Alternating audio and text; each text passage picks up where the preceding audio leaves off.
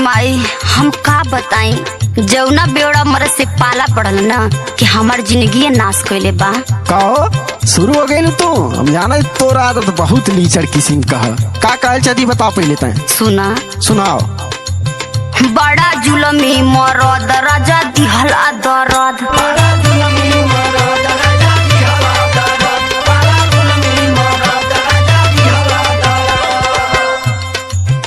बड़ा जुलमी मरद राजा दिहला दरद, करुआ तेलावा लगा के कमरियों में। करुआ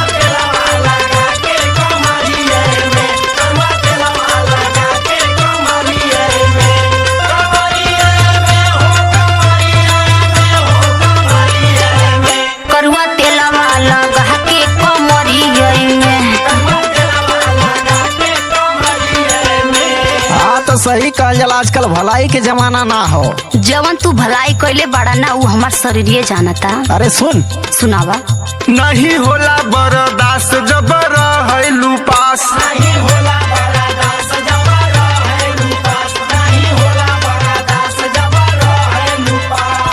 हाँ तो सुनावा आज तू। नहीं होला बर्दाश्त जब रहलू पास, जान मारलू कई के सिंगरवाना।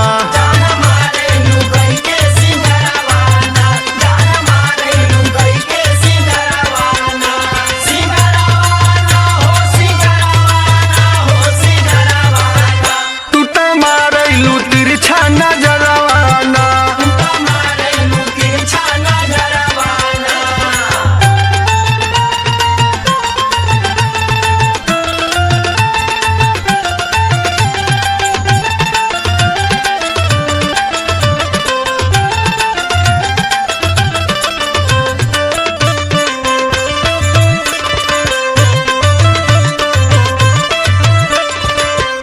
एक ठे बात बताई, हाँ। जब से तोहरे घरे आइल ना हमार शरीरिया गल के आधा हो गइल बा। ओहो कितना अच्छा बात करे थे। सही कहत हूँ। तब का सुना है यो बतिया। हाँ सुनावा तू। सुनत हई। खाना ना बनाइब ना करब कटनिया,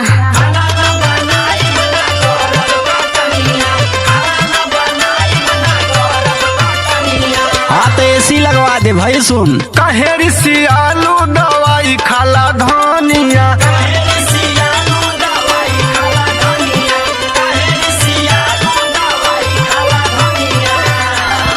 आगे सुना। खाना ना बनाइब ना करब कटनिया। कहेरी सियालू दवाई खाला धनिया।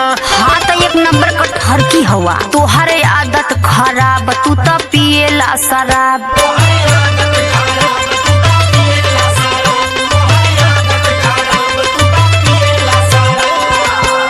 तोहरे आदत खराब, तू तो पिएला शराब। मजा मारेला दिन दोपहरिया में।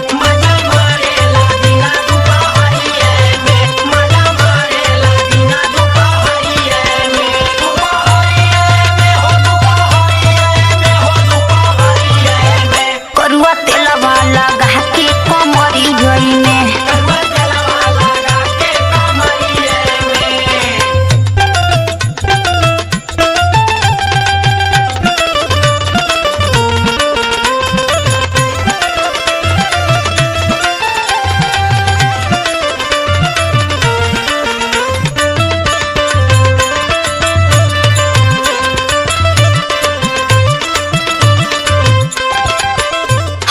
सुनला नशा नाश करेला।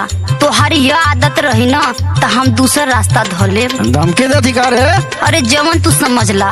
अच्छा। 7 बजे पजरवा तो बिमल गोरी आईब।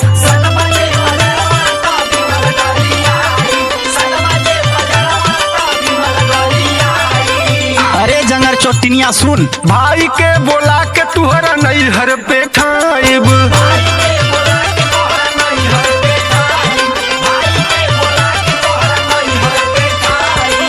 हाँ तो ये क्लियर है। 7 बजे पजरवा तो विजय गोरी आईब। भैया के बोला के तुहरे नैहर पे खाइब। हाँ तो देखा तो के हमरे से बढ़िया कहाँ मरद मिलाला जोत है। ऐसे मत बोला, अभी 36 लोग मरे ना।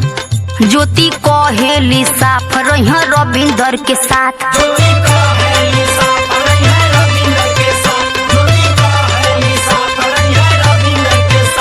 ई लोग माने ले हमके, ज्योति कहेली साफ रही अखिलेश के साथ। बेवड़ा बन के तू घूमा बजरिया में।